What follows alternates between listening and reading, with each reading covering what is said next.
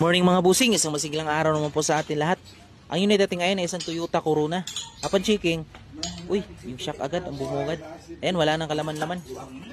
Tubig na po yung pumalit. Ayan, literal na tubig po yung lumalabas. Bahayin po kasi doon kina sir. Ayan mga boss, yung spring nga pala niya, putol. Stabilizer, tanggalin. Yan, putol po ito. Pinutulan.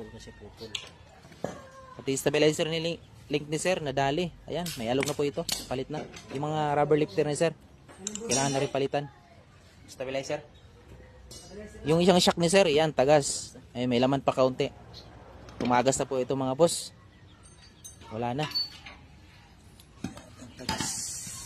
Issue nga pala nito mga boss, sobrang kalampag, lagutok, at may kunting langit-ngit.